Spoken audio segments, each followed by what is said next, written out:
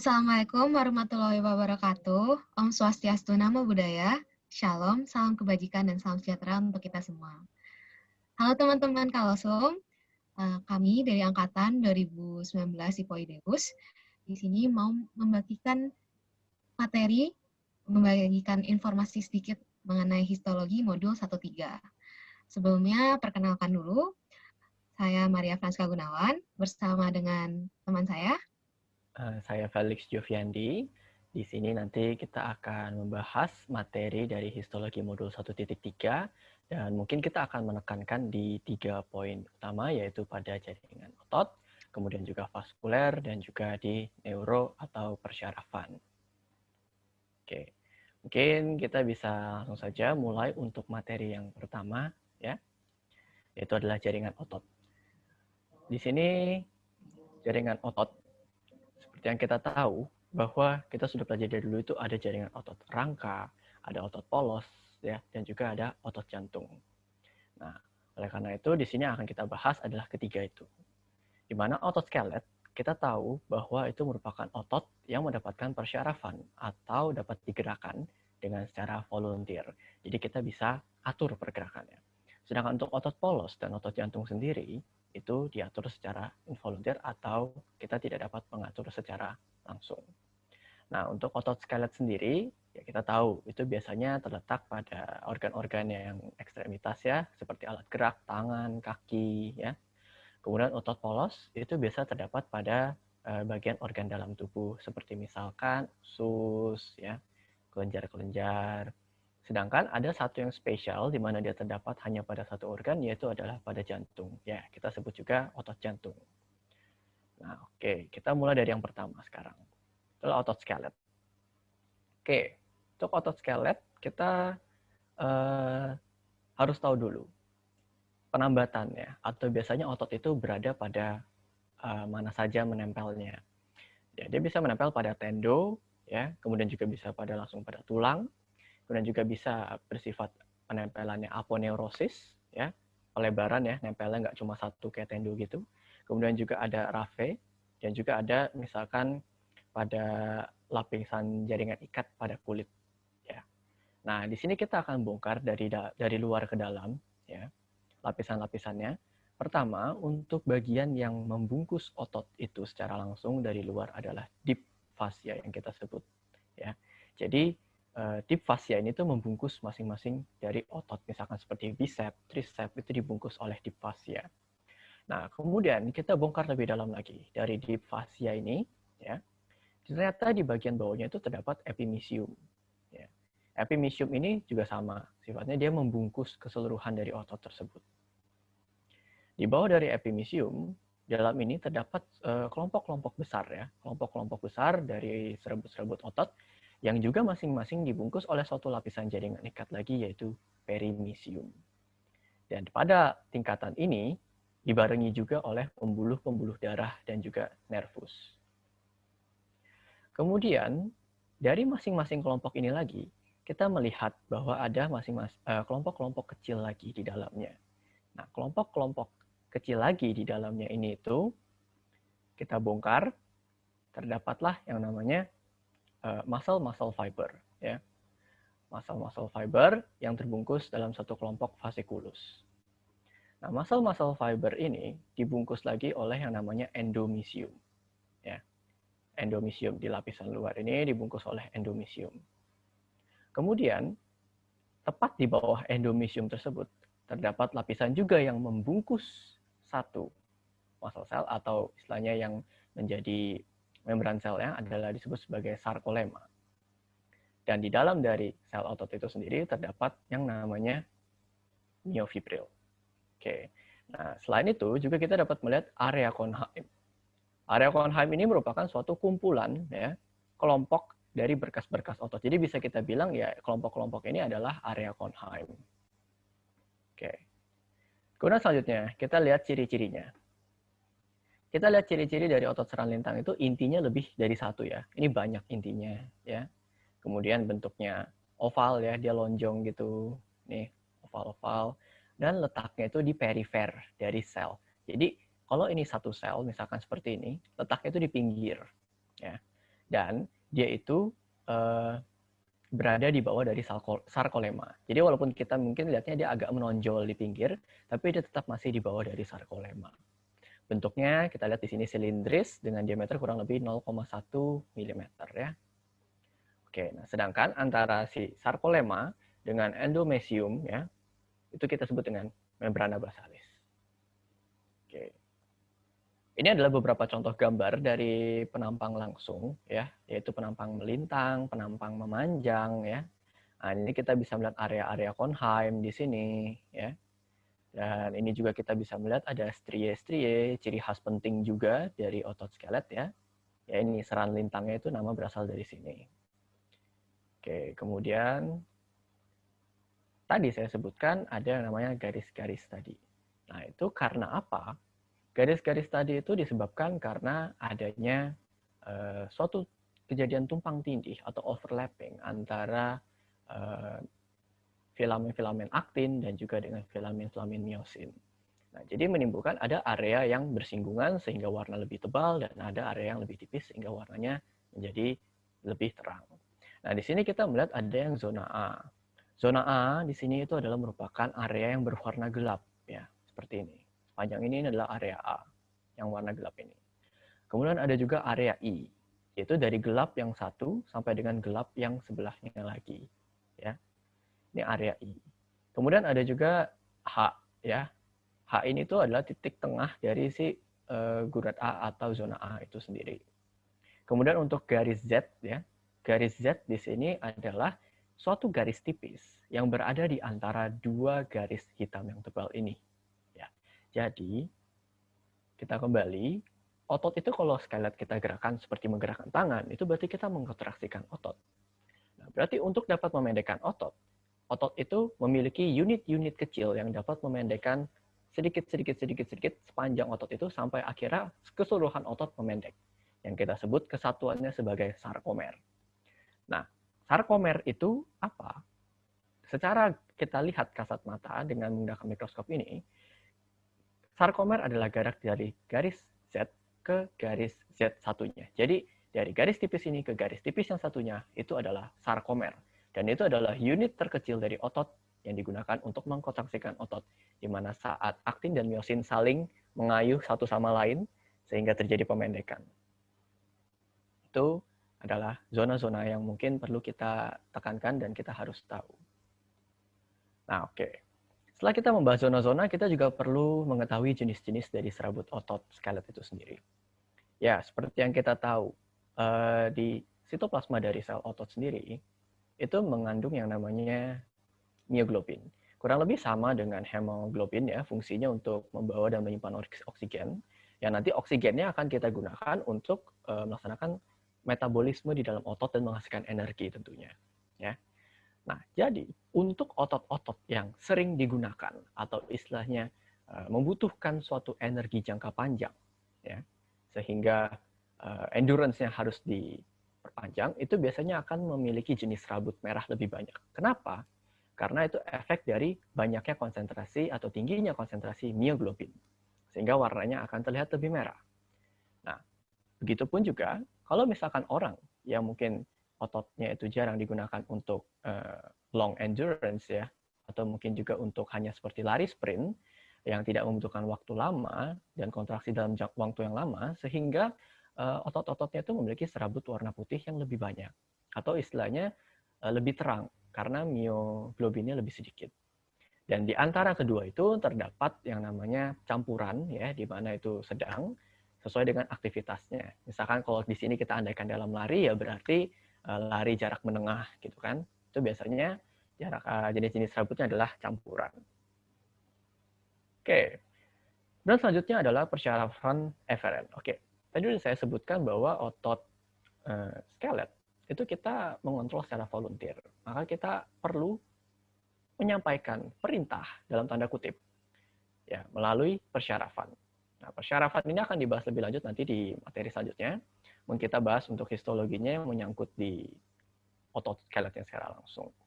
Jadi, nanti dalam misalkan melaksanakan praktikumnya juga, kita akan melihat preparat seperti ini. Ya, ini yang seperti tali tebal dan terlihat putus ini, ya, ini merupakan otot skelet. Sedangkan yang seperti tali kecil ya benang ini meliuk-meliuk ini adalah merupakan persyarafan atau syaraf eferen atau motorik ya untuk menggerakkan otot. Nah, suatu kesatuan pertemuan antara syaraf eferen, syaraf motorik dengan otot itu kita sebut sebagai neuromuscular junction. Di mana nanti pada bagian ototnya yang menerima persyarafan itu akan ada yang namanya suatu pencekungan kalau kita zoom lebih dekat menggunakan mikroskop perbesaran yang tentunya lebih besar. Akan ada suatu pencekungan yang terlihat dan kita sebut sebagai plate, di mana itu disebut sebagai motor end plate. Oke. Kemudian untuk persyarafan ada juga persyarafan aferen. Dalam hal persyarafan aferen di sini itu bukan berarti seperti kita merasakan oh ada rasa sakit, ada seperti ini, itu rabaan dan itu semua dari kulit. Apa kalau gitu aferen dari otot? Fungsi aferen dari otot adalah kalau misalkan kita seperti menutup mata, kita mengetahui pergerakan otot kita sendiri. Oh, kita sedang menggerakkan tangan ke atas, ke samping seperti itu. Ya, walaupun kita tidak melihat secara langsung, yang kita sebut sebagai fungsi proprioseptif. Ya, jadi mengetahui pergerakan-pergerakan dari tubuh sendiri dan posisinya. Nah, di sini untuk melihat preparat ini tuh kita perlu melaksanakan pengecatan pada preparatnya sama dengan yang tadi eferen itu menggunakan AgNO3 sehingga dapat terlihat. Nah, walaupun mungkin terlihat merah seperti ini, mungkin ini hanya ya perubahan hue warna saja, tapi sebenarnya pengecatan menggunakan AgNO3. Nah, kemudian di mana sih tepatnya persyarafan aferen ini, syaraf-syarafnya? Nah, ini itu terbungkus oleh suatu jaringan ikat ya. Ini, jaringan ikat ini yang melingkar ya. Ini, kita zoom perbesar sebelah kanan. Nah, ini kita sebut sebagai muscle spindle. Di mana muscle spindle ini satu kesatuan ini mengandung di dalamnya adalah otot-otot ya, skelet yang mungkin agak lebih kecil dibandingkan dengan otot-otot skelet di sebelahnya atau di luar dari jaringan ikat tersebut, dan juga terdapat syaraf-syaraf atau nervus aferen pembawa rangsang proprioseptif tadi. Nah, itu berada pada muscle spindle. Oke, sekarang kita lanjut ke otot polos. Ya, otot polos ini berbeda dengan otot seran lintang tentunya. Kalau tadi otot seran lintang kita lihat bentuknya kayak silindris gitu ya. Ini bentuknya sebenarnya gelondong atau fusiform ya. Dan dia panjangnya bervariasi sesuai dengan organ di mana dia berada gitu. Dan juga strukturnya nanti akan berbeda tentunya di masing-masing organ. Nah, ini gambar yang ditunjukkan di sini itu adalah contoh gambar dari intestinum ya. Jadi ini dari dalam lumen ke arah luar gitu ya, seperti itu. Nah, ini mulai dari mukosa, submukosa, muscularis. Nah, ini adalah otot-otot polosnya. Kita lihat di sini ya, seperti lurus-lurus dan intinya di sini adalah yang paling terlihat jelas tidak banyak seperti otot seran lintang. Dia hanya satu dan terdapat di tengah. Bentuknya juga pipih atau gepeng ya. Nah, kemudian kalau misalkan kita menggunakan mikroskop yang lebih besar dan kita lakukan pemotongan yang lebih misalkan seperti potongan melintang, kita dapat melihat adanya organel-organela sel seperti misalkan mitokondria ya, dan juga aparatus Golgi itu pada si kutub-kutub nukleusnya, jadi dekat dengan nukleusnya. Nah, otot-otot polos ini bisa lebih sering mengalami hipertrofi, contohnya seperti pada uterus ya. Kemudian sel-sel dari ini tuh biasanya tersusun berlapis, sel-sel dari otot-otot polos ya, juga sama terbungkus oleh suatu membran plasma. Nah, mekanisme kontraksinya itu kita sedikit berbeda dengan mekanisme kontraksi otot skelet. Kalau kita otot skelet kontraksi, ya udah selama kita berikan perintah dalam tanda kutip kontraksi, dia akan kontraksi seperti ini. Tapi apabila otot polos, karena kita tidak bisa mengatur, dan dia itu sistemnya adalah seperti gelombang atau pulsatif ya. Jadi nggak selalu berkontraksi, dia akan bergelombang seperti itu impulsnya. Oke, tadi saya udah bahas susunan sedikit, berbeda masing-masing organ. Nah, di sini ada beberapa contoh ya, misalkan ada tunggal dan berkelompok pada pembuluh darah ya, dinding pembuluh darahnya. Ya, ini contohnya adalah seperti pada arteri ya, ini adalah berkelompok, tapi kalau misalkan semakin kecil suatu pembuluh darah, bisa saja hanya mungkin jadi tunggal ya, atau hanya selapis. Kemudian juga ada sebagai untayan dengan folikel rambut ya. Nih, ada musculus erector pili sehingga kita bisa mengalami yang namanya bulu kuduk berdiri kalau kita sebut gitu ya. Merinding. Kemudian juga terpilin seperti kantong pada uterus gitu ya. Dan VU ya, vesika urinaria. Karena kalau misalkan dia udah terpilin, kecil, ntar pas lagi mengembang, dia bisa mengembang. Oke, sama dengan usus dan juga pada bronkial, dia bentuknya spiral. Oke, untuk persyarafannya, otot polos sendiri itu kita udah tahu, saya udah sebut juga tadi, itu adalah otonom atau involunteer. Jadi, kita tidak bisa mengatur. Nah, untuk susunannya sendiri, itu ada dua, yaitu multi-unit dan neuromuscular visceral ya. Atau ya juga ada single unit smooth muscle cell. Jadi kalau misalnya seperti multi-unit, ya berarti tiap-tiap sel otot polos menerima serabut syaraf secara langsung. Jadi nggak menerima hantaran saja, tapi menerima serabut secara langsung.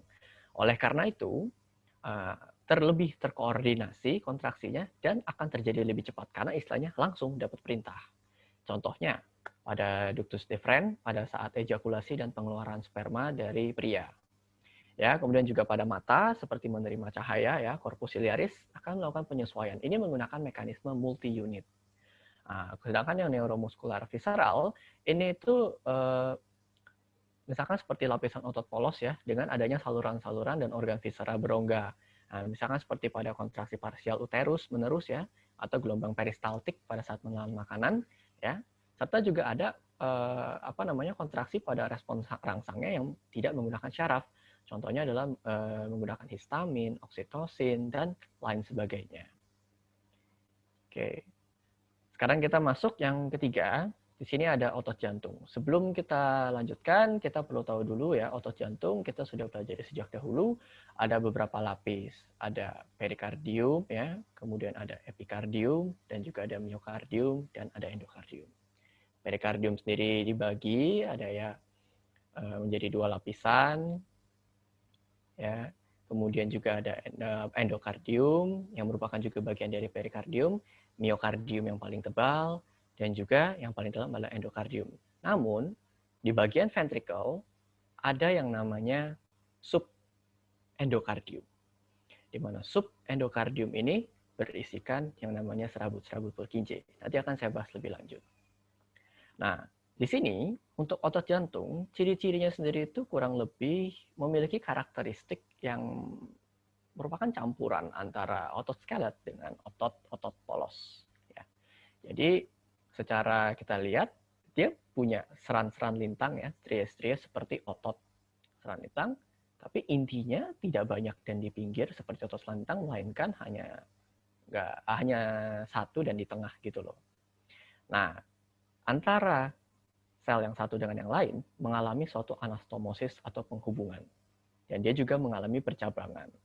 Ya. Pada anastomosis antara sel satu yang lain ini, itu dia kita sebut sebagai diskus intercalatus. Kenapa?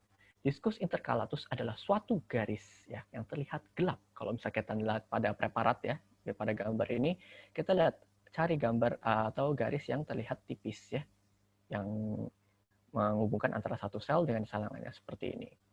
Nah, di sini ini kita sebut sebagai diskus intercalatus. Nah, itu adalah penghubung antara satu sel otot dengan sel yang lainnya.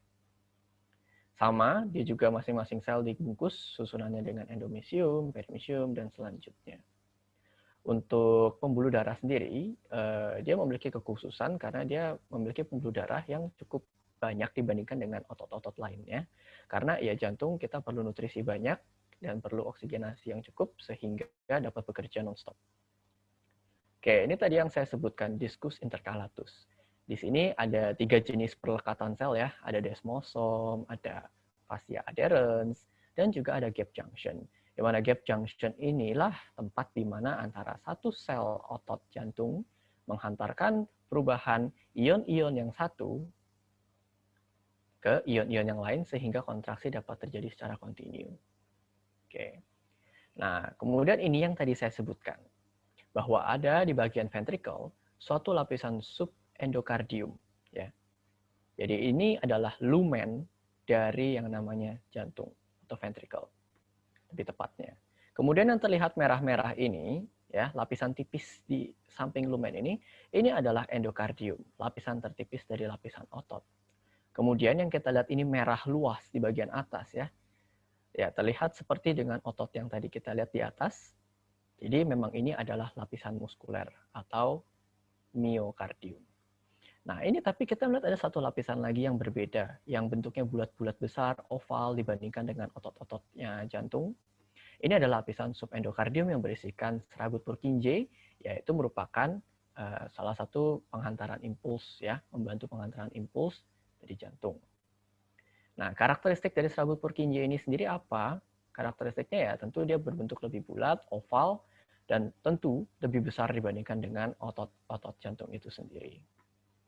Nah, ini sekedar teori aja dan mungkin bisa ditanyakan, kenapa sarkoplasmanya dalam jantung itu mengandung glikogen dalam jumlah besar dan mitokondrianya juga lebih banyak? Ya, kita logikan saja, glikogen sebagai sumber energi ya, pemecahan menjadi glukosa, dan mitokondria adalah tempat di mana hal itu terjadi. Jadi, untuk menghasilkan energi yang banyak, tentu harus memiliki sumber energi yang banyak. Oke, tadi kita udah membahas jantung sedikit, kita itu pengantar sedikit menuju ke kardiovaskuler. Oke. Kita mulai untuk kardiovaskuler. Kita tahu kardiovaskuler itu ada beberapa hal yang akan kita bahas, yaitu ada pembuluh darah besar, pembuluh darah sedang, dan pembuluh darah kecil.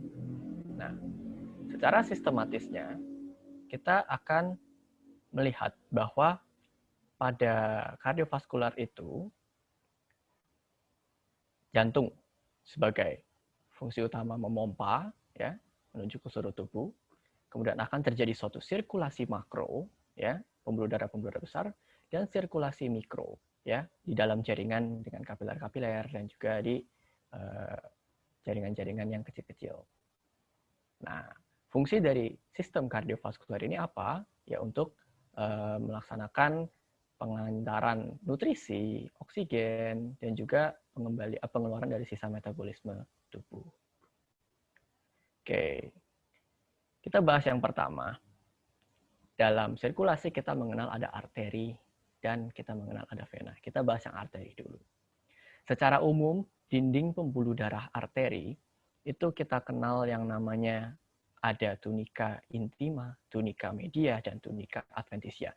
Jadi ini tunica intima yang kita lihat di sini ya, abu-abu sampai dengan ungu, ya. Ini tunica intima. Kemudian yang terlihat seperti tebal sekali berwarna oranye atau coklat ini, itu adalah otot ya, atau tunica media. Dan yang berada di bagian luar yang terlihat agak seperti tidak rata ini, ya ini adalah jaringan ikat yang kita sebut sebagai tunica adventitia. Ya, di tunica intima terdapat apa saja? Ya, seperti ini listnya ya. Terdapat endotel, ya, endotel lining. Kenapa perlu endotel? Karena kalau tidak ada endotel dan terkena dengan jaringan-jaringan ikat di sekitar, darah dapat mengalami pembekuan. Oleh karena itu, endotel di sini berfungsi untuk melindungi hal tersebut. Kemudian di bagian subendotel ya, kita dapat melihat di bagian ungu-ungu ini ya. Kalau kita diperjelas, itu kita akan melihat adanya jaringan ikat, yaitu jaringan ikat baik kolagen maupun elastis. Dan kita lihat di sini lapisan ungu ya yang membatasi antara otot-otot ini dengan endotel itu kita sebut sebagai membrana elastika interna. Kemudian selanjutnya pada tunica media ya tadi sudah disebutkan ya otot polos di mana untuk arteri bersifat atau susunannya sirkuler dan di sela-selanya terdapat jaringan ikat kolagen dan elastis. Jadi untuk arteri sirkuler sistemnya, otot polos, dan juga diselingi oleh jaringan ikat kolagen dan juga elastis. Kemudian di bagian luarnya yang ungu-ungu lagi, lapisan ungu ini adalah kita sebut sebagai membrana elastika eksterna. Dan paling luar adalah tunica adventitia. Nah, pada tunica adventitia ini terdapat suatu struktur khusus ya, terutama untuk pembuluh darah arteri yang besar. Kenapa? Karena saking tebalnya, tentu akan sulit mendapatkan pendarahan langsung dari dalam lumen. Sehingga perlu suatu saluran yang kita sebut sebagai vasa vasorum, ya, pembuluh darah kecil, untuk mendarahi dinding terluar dari pembuluh darah besar. Oke, kita untuk membahas lebih lanjut arteri, kita harus tahu dulu jenis-jenis arterinya. Tadi ada arteri besar atau tipe elastis atau konduksi, kemudian juga ada ya arteri sedang ya atau tipe muskuler ya karena muskulernya banyak di sini. Kemudian atau arteri distribusi ya menyebarkan ke organ-organ dan arteri kecil atau arteriol. Oke, kita mulai dari arteri besar. Kita lihat tunika intimanya. Tunika intima dari arteri besar, ya kita dapat melihat adanya endotel ya. Kita lihat ini lapisan yang paling dekat dengan lumen. Jadi ini lumen, ini bagian luar. Ini kita lihat lapisan ini adalah endotel ya ada. Kemudian yang agak terang sedikit di sini, ini adalah subendotel, di mana berisikan jaringan ikat kolagen, jaringan elastis, dan fibroblas-fibroblas. Setelah itu, seharusnya akan ditemukan MEI. Ya, memang terdapat MEI, tapi MEI akan sukar ditemukan pada preparat, terutama pada arteri besar. Jadi kita akan melihat langsung masuk ke bagian tunika media. Di mana tunika media ini mengisi 4 sampai dengan 4/5 ya, tebal dinding. Jadi dia lapisan tertebal pada arteri dan terdiri dari otot polos dan serabut elastis yang paling banyak di arteri besar. Ini alasan mengapa arteri besar disebut sebagai arteri elastis. Karena di bagian tunika media terdapat serabut elastis yang paling banyak. Kemudian lagi di bagian terluar kita harusnya melihat MEE atau membrana elastica externa. Tapi pada preparat arteri besar hal itu sukar untuk ditemukan. Sehingga kita akan melihat adventisia.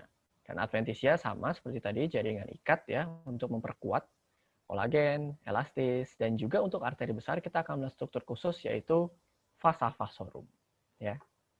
Di sini ini contohnya vasa vasorum, ya ini terdapat pada tunika adventisia untuk mendarahi dinding terluar dari arteri besar. Oke. Selanjutnya kita bahas arteri sedang. Arteri sedang di sini lagi kita lihat tunika intimanya. Nah, tunika intima dari arteri sedang atau arteri muskuler ini itu dapat terlihat dengan lengkap, ya. Jadi kita lihat endotelnya, ya udah pasti lapisan tipis dekat dengan lumen. Mungkin ya agak di sini kalau karena terlihat agak jauh, jadi terlihat menyatu dengan membrana elastika internanya yang lebih dominan ya. Tapi terdapat endotel. Kemudian pada lapisan subendotel atau medianya sama ya, terdapat yang namanya jaringan-jaringan elastis dan juga kolagen.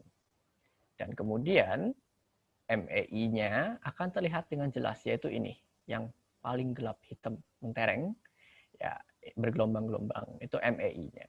Kemudian dilanjutkan ke media. Nah, kenapa dia disebut sebagai arteri muskuler? Karena dia adalah tipe arteri dengan lapisan tunika media kalau dengan proporsi otot polos terbesar dibandingkan yang lain, dibandingkan arteri besar, arteri kecil gitu ya.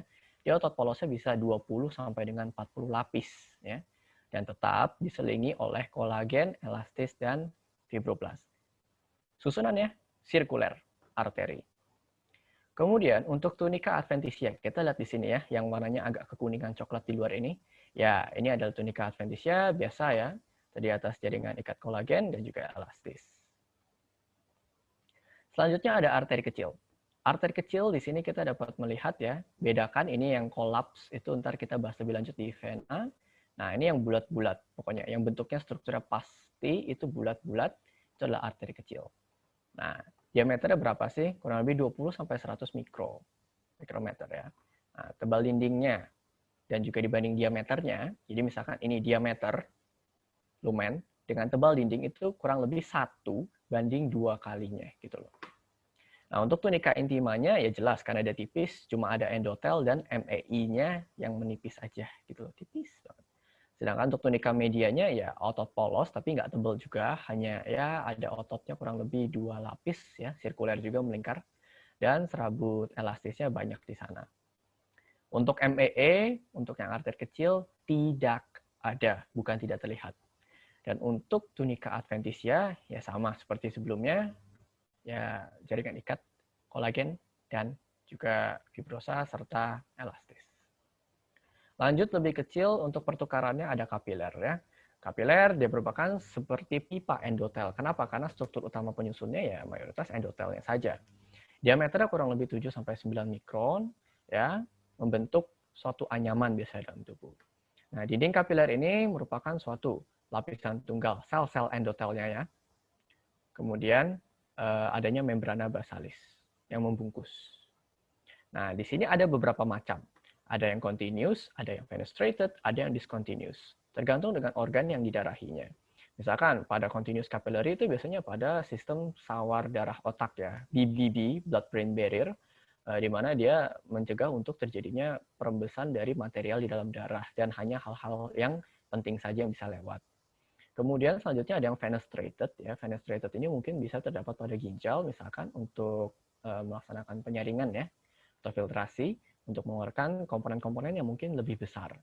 Sedangkan untuk yang discontinuous capillary ini biasanya terdapat pada misalkan timus, kemudian juga pada ya sumsum tulang. Itu biasanya karena kan ada penghasilan sel sehingga sel harus masuk ke dalam aliran darah sehingga bersifat discontinuous. Membrana basalisnya bolong-bolong, endotelnya bolong-bolong, sedangkan fenestrated hanya endotelnya saja yang bolong-bolong.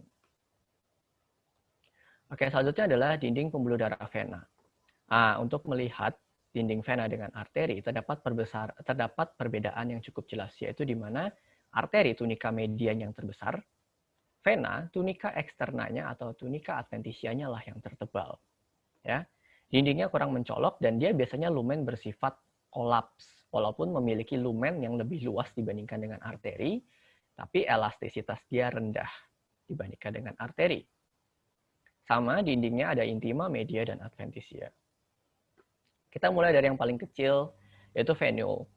Venule dia memiliki diameter, sekali lagi lumennya lebih besar daripada kapiler, dan dia biasanya dikelilingi oleh perisit-perisit ini ya, perisit-perisit ya, di pinggir-pinggir yang membantu untuk menyokong nutrisi dan juga struktur dari si venule. Dindingnya sendiri kita lihat di sini yang hitam-hitam dekat dengan lumen ya, ini inti sel dari endotel yang menjadi dinding dari si venule. Membrana basalis dan juga sama, bagian luarnya adalah tunika adventitianya dalam tanda kutip itu isinya fibroblast dan kolagen. Lanjut, dari venula dia akan berkumpul bersama membentuk yang namanya vena kecil. Vena kecil di sini kita dapat melihat ya, tunika intimanya nanti akan dibahas lebih lanjut karena tunika intima dari yang vena kecil, vena sedang itu sama dengan vena yang besar. Jadi kita fokus saja ke tunika yang media. Nah, tunika media kita lihat vena kecil, otot polos longitudinal, beda dengan arteri yang sirkuler. Kemudian juga tunika adventitia, lapisan yang paling tebal, sekali lagi, terdiri dari jaringan ikat kolagen, bukan elastis. Sehingga makanya elastisitas dari vena lebih rendah dibandingkan arteri. Nah, kita lihat di sini ya, kalau untuk melihat dalam preparat ini, yang kolaps adalah vena, yang bulat adalah arteri. Untuk preparat yang sebelah kanan, ya ini vena, karena lumennya juga nggak gitu bulat ya. Dan ini kita dapat melihat adanya yang mendukung, yaitu adanya valve atau katup. Ya. Oke. Lanjut kita ke vena sedang, sama tadi tunika intimanya itu besar, sama dengan vena besar. Tunika media, sekali lagi, otot polos longitudinal. Jadi perbedaannya itu. Dengan fibroblast di antara dari sel-selnya itu. Jadi ini adalah biasa ya, endotel. Kemudian ini kita lihat ya. Di sini berarti tunika media itu berisikan otot polos tapi bersifat longitudinal, bukan sirkuler. Untuk tunika adventitianya, lapisan paling tebal, terdiri dari kolagen juga. Jadi kurang lebih mirip dengan vena yang kecil. Nah, sekarang kita bahas. Dari tadi kita bilang tunika intima sama dengan vena besar. Ya, berarti mereka memiliki tunika intima yang berkembang dengan baik. Dari vena kecil sampai dengan vena besar. Sel endotelnya dikelilingi oleh serat-serat elastis ya. Jadi ini tunika intima ya, dikelilingi oleh serat-serat elastis ini yang berbayang-bayang. Kemudian di subendotelnya terdapat yang namanya jaringan ikat ya, yang lebih tebal dibandingkan dengan tunika intima dari arteri. Jadi makanya kenapa dia bilang berkembang baik. Nah, tunika media. Tunika medianya khusus untuk vena besar, dia tidak begitu berkembang baik. Otot polos di sini pun juga sedikit, jadi nggak gitu banyak. Malah banyak kan jaringan ikat ya. Dan juga sekali lagi jaringan ikat elastis kan sedikit kalau di vena. Jadi inilah kenapa alasan jadinya vena itu kalau dibandingkan elastisitasnya rendah gitu loh. Nah, untuk adventitia yang paling luar sama jaringan ikat tetap, tapi di vena besar malah dia mengandung otot polos yang mungkin lebih banyak dibandingkan dengan tunika media. Dan juga sifatnya sekali lagi vena longitudinal. Nah, untuk vena besar juga sama memiliki struktur khusus, yaitu adalah adanya vasa-vasa vasorum. Ini yang di bagian luar ya, yang terlihat seperti lumen, yaitu untuk mendarahi bagian terluar. Oke, selanjutnya ada katup vena. Nah, katup vena di sini tadi saya sudah sebutkan ada katup ya, itu ciri khas juga dari vena. Biasanya itu terdiri dari dua keping berhadapan ya, menutup. Jadi kalau misalkan bentuknya seperti ini, ya berarti ini yang bagian bawah, ini yang bagian atas. Karena kan dia menutup seperti ini, menutup. Jadi dia nggak akan turun ke bawah lagi. Untuk menghindari terjadinya regurgitasi atau pemunduran aliran darah. Ya biasanya itu dia merupakan suatu modifikasi atau penonjolan ya dari endotel ke dalam lumen. Dan itu tersusun dari jaringan ikat, tentu ya jaringan ikat, elastis, dan juga jaringan ikat. Kolagen juga ada, dan juga adanya endotel. Sekali lagi perlu adanya endotel lining agar darah tidak mengalami pembekuan. Nah, di mana sih katup vena ini berada? Tergantung lokasi dari organnya. Biasanya secara umum ya kita secara logika aja yang berada di bawah dari level jantung itu akan memerlukan katup karena akan tertarik oleh gravitasi sehingga uh, kita tahu tekanan di vena itu lebih rendah jauh dibandingkan dengan di bagian arteri ya. Sehingga untuk mencegah terjadinya regurgitasi bagian bawah, ekstremitas bawah seperti kaki dan di bagian perut, perlu yang namanya katup agar darah tidak kembali. Sedangkan untuk misalkan seperti dari bagian atas seperti kepala, leher, umumnya tidak memiliki katup karena ya tidak akan terjadi regurgitasi dan mereka akan kembali ke bawah.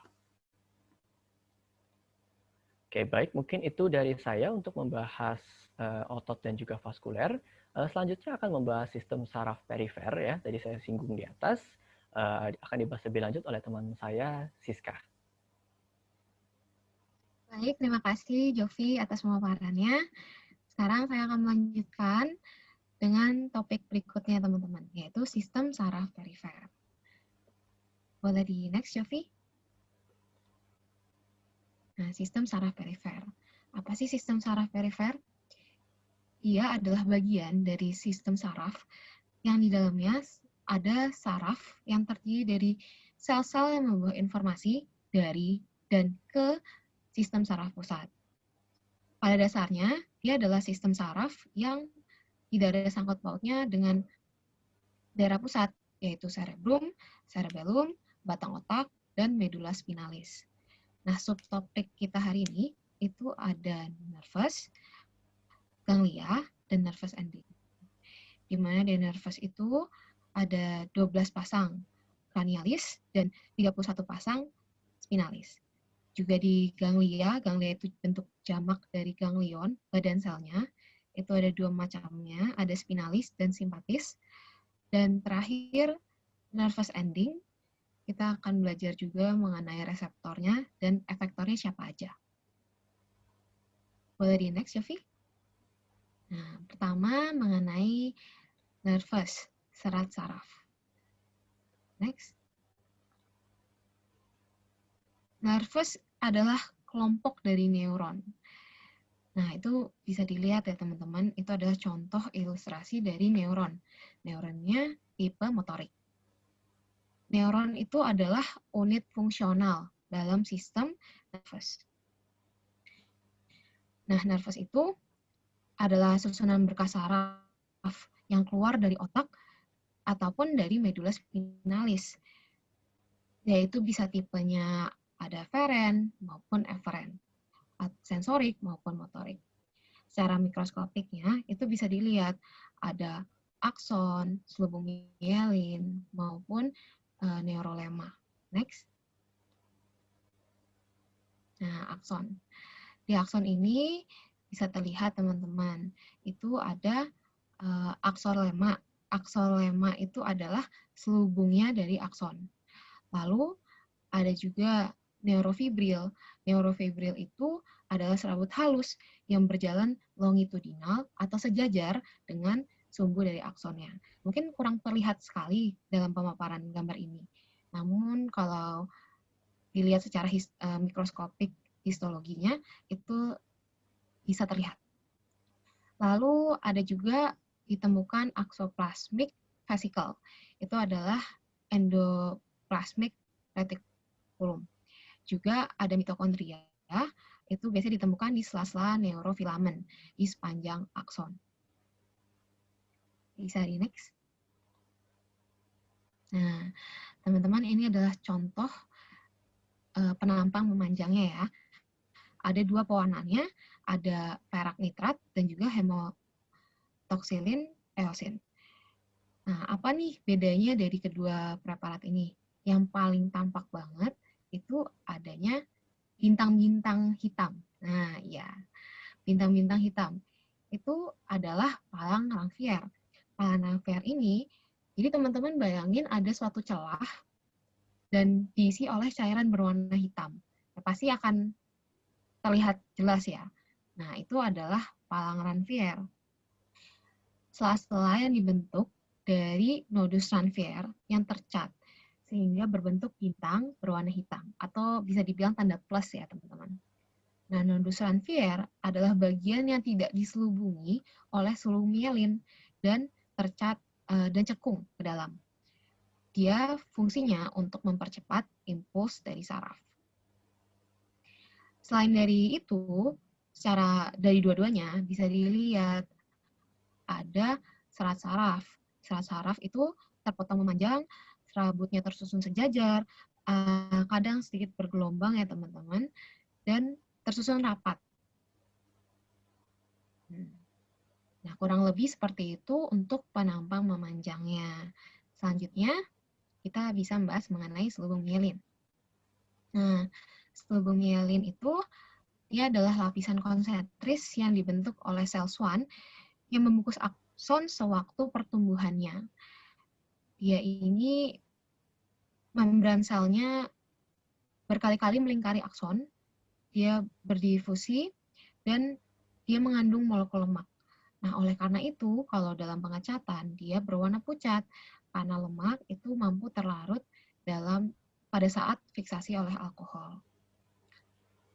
Lalu, juga apa sih fungsinya dari selubung mielin? Dia fungsinya memberikan nutrisi dan juga melindungi akson. Tadi pembentuknya selubung mielin itu adalah sel Schwann ya. Nah, sel Schwann ini dia analog teman-teman dengan oligodendrosit. Nah, itu akan teman-teman pelajari nanti di sistem saraf pusat. Ingat-ingat aja dulu sekarang. Nah, lanjut.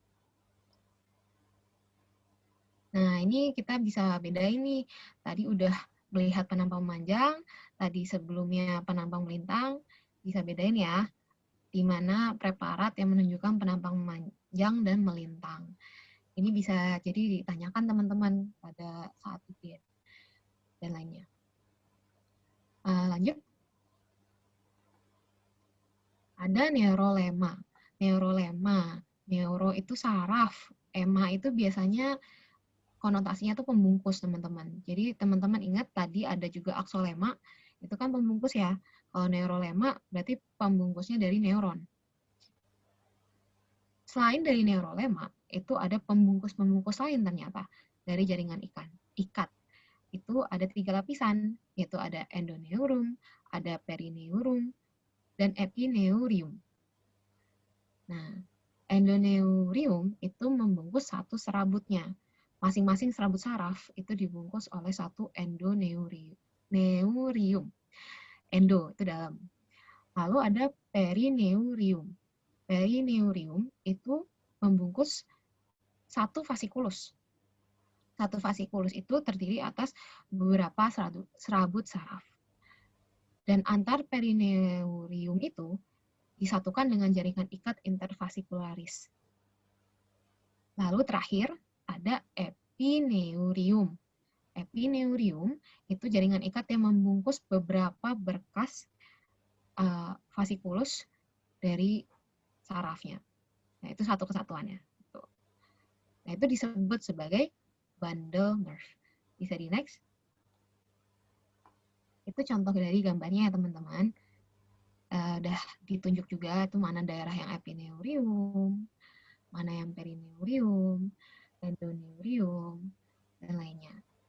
Nah, itu biasanya itu juga ditanyakan teman-teman, di mana teman-teman harus bisa bedain mana ketiga lapisan ini. Lanjut. Nah, subtopik kedua, ganglia atau ganglion. Apa sih ganglia? Apa sih ganglion? Lanjut. Nah, ganglia itu kata jamak dari kata ganglion, itu sebenarnya adalah kumpulan badan sel saraf. Badan sel saraf di luar sistem saraf pusat. Kalau ditemukan dalam sistem saraf pusat, itu disebut nukleus. Jadi harus diingat-ingat ya teman-teman. Sel ganglion ini, seperti tampak pada layar itu, berukuran besar dan intinya jelas. Biasanya warnanya merah jambu. Dan ukurannya itu bervariasi.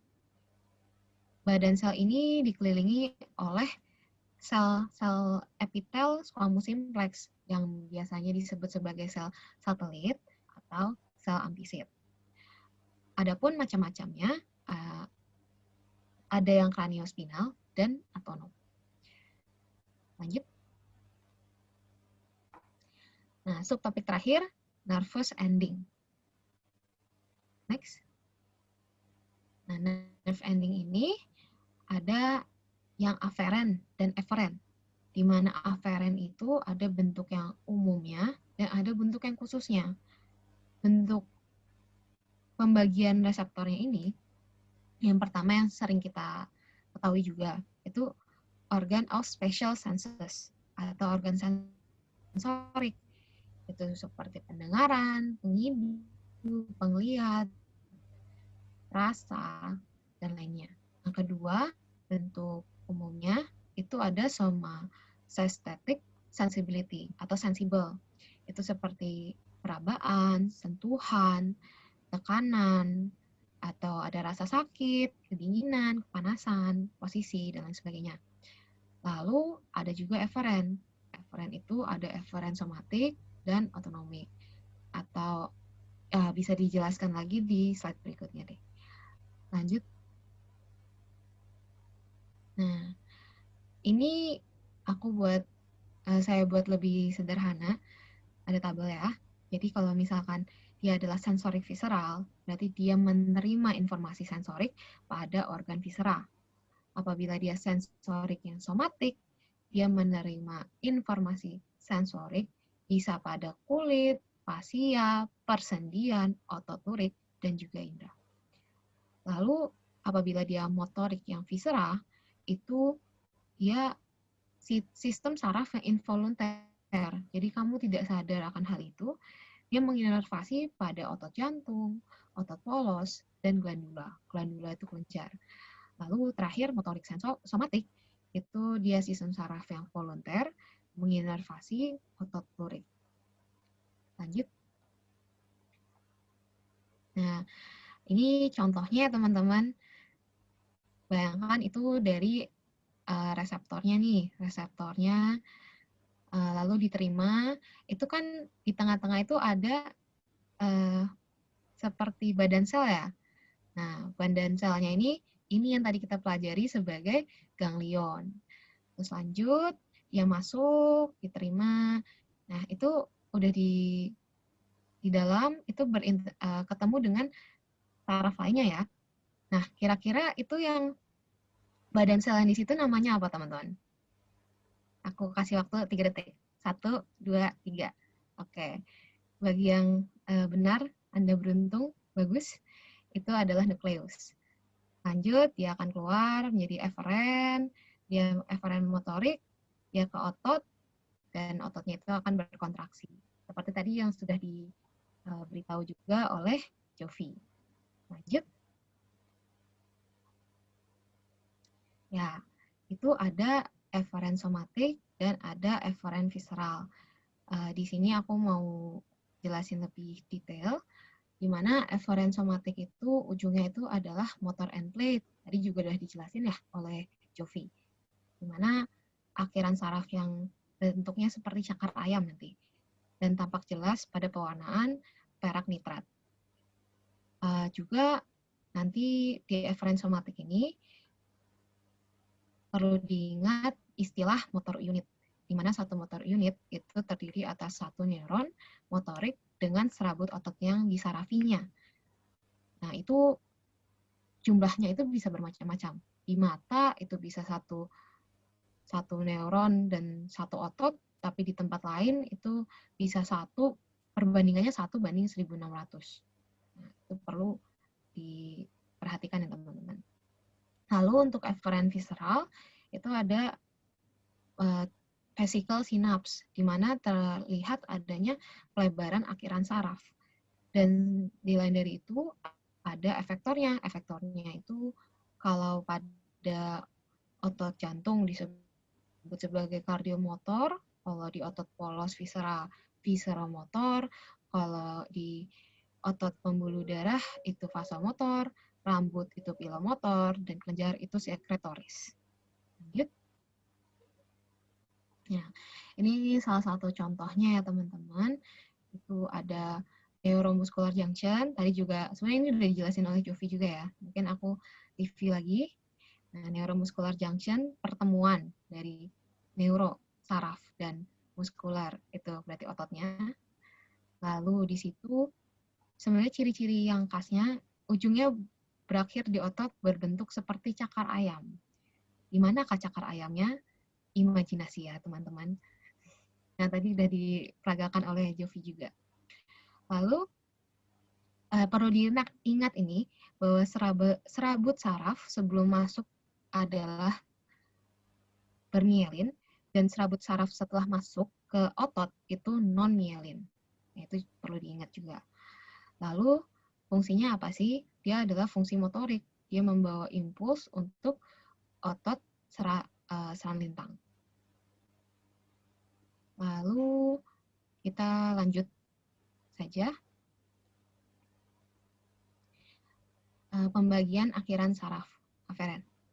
Ini juga perlu diingat ya teman-teman, karena biasanya ini sering keluar di ujian. Ada eksteroseptor, dia ada reseptor rangsang luar, itu bisa berupa sentuhan, tekanan, sakit, temperatur, ciuman, penglihatan, pendengaran. Nah, kalau entero, dalam reseptor, dia rangsangannya dari organ-organ viscera, dan proprioseptor itu adalah reseptor untuk posisi dan gerak tubuh. Lanjut.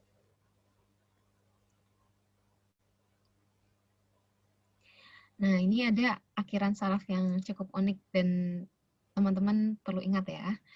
Ada corpusculum vater Pacini, Meissner, Krause, Ruffini, ada juga muscle spindle, dan juga ada juga akhiran saraf bebas. Next. Nah, ini corpusculum sendiri sebenarnya artinya capsulated, berkapsul ya teman-teman.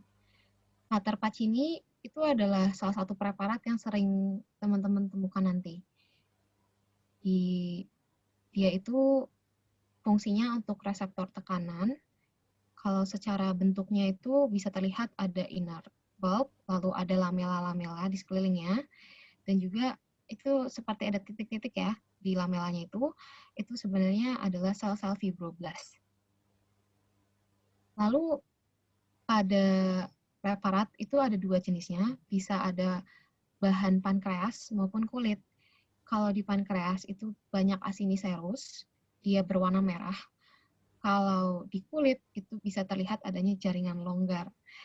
Nah, untuk gambar di preparat ini kira-kira apa? Aku kasih 3 detik. 1, 2, 3. Itu di kulit. Pewarnaannya itu HE ya teman-teman. Lanjut. Selanjutnya ada corpusculum Meissner atau benda Meissner. Benda Meissner ini dia biasanya sediaannya pada kulit jari tangan. Karena dia fungsinya itu sebagai reseptor rabaan halus, taktil, dan diskriminasi. Dia biasanya ditemukan di papilla dermis. Itu bisa terlihat ya dari gambarnya di bagian ujung. Lalu benda Meissner ini ada yang menyatakan bahwa berbentuk lonjong seperti buah nanas. Di manakah buah nanasnya? Itu imajinasi kembali teman-teman. Lalu untuk benda Meissner ini selain ditemukan di kulit jari tangan, juga bisa ditemukan di bibir, di papila mame maupun genitalia. di tempat-tempat yang sensitif. Lanjut. Nah, ini corpusculum Krause. Sebenarnya nanti kalian tidak akan menemukan ini di praktikum.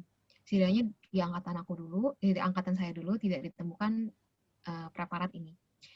Corpusculum dari Krause ini yang perlu diingat fungsinya yaitu untuk rangsang dingin. Dia bentuknya itu membulat dengan akiran saraf tanpa selubung myelin dan masih diliputi oleh sel Schwann. Lokasinya di mana? Banyak ditemukan di bibir dan di genitalia eksternal. Lanjut. Ada corpusculum ruffini. Corpusculum ruffini itu juga sama kayak Krause, jarang ditemukan di praktikum kita nanti. Ya, bentuknya itu memanjang dengan kapsul yang tipis. Di dalamnya terdapat akiran saraf yang bercabang. Fungsinya untuk rangsangan panas. Lanjut. Nah, ketemu lagi dengan muscle spindle. Berarti sudah 3 kali ya. Muscle spindle itu dia bahannya adalah otot serangan lintang. Ini penampangnya penampang melintang ya. Dengan pewarnaan HE. Ya, tadi sudah disebutkan bahwa dia ditemukan di antara otot serangan lintang, memiliki kapsul pembungkus berupa jaringan pengikat, ada otot intrafusalnya, ada pembuluh darahnya, ada sarafnya, dan fungsinya sebagai reseptor pada otot serangan lintang. Lanjut. Nah, ada juga akiran saraf bebas atau free nerve ending. Nah, berbeda dari yang sebelum-sebelumnya, dia ini tidak punya kapsul atau non-capsulated. Akiran saraf bebas ini dia adalah reseptor untuk rasa nyeri. Bisa ditemukan di bawah kulit dan yang pasti selain dari free nerve ending juga ada saraf-saraf lain yang tidak memiliki kapsul. Contohnya adalah Merkel dan juga ditemukan pada folikel rambut. Lanjut. Nah, kesimpulannya tadi kita sudah bahas tentang sistem saraf tepi, ada nervous, ada ganglia, ada nervous ending. Nervous tadi ada akson, maaf teman-teman itu bukan ganglia ya, itu selubung myelin, ada neurolema. Dari neurolema kita juga belajar ada 3 lapisan, endoneurium, perineurium, epineurium, lalu ganglia badan selnya, lalu di nervous ending tadi kita udah mengetahui adanya afferent somatic, afferent viscera, efferent somatic, dan efferent viscera, dan beberapa reseptor uniknya itu ada corpusculum Vater Pacini, Meissner Krause Ruffini, ada akiran saraf bebas, dan muscle spindle. Lanjut. Ya, sudah selesai teman-teman. Saya dan Jovi mau menyatakan terima kasih atas perhatiannya. Kami harap apa yang kami paparkan hari ini bermanfaat untuk teman-teman, dan apabila ada yang salah atau kurang berkenan, mohon dimaafkan. Terima kasih. Wassalamualaikum warahmatullahi wabarakatuh. Om Swastiastu, Namo Buddhaya, Shalom, salam kebajikan, dan salam sejahtera untuk kita semua. Sampai jumpa. Sampai jumpa. Terima kasih.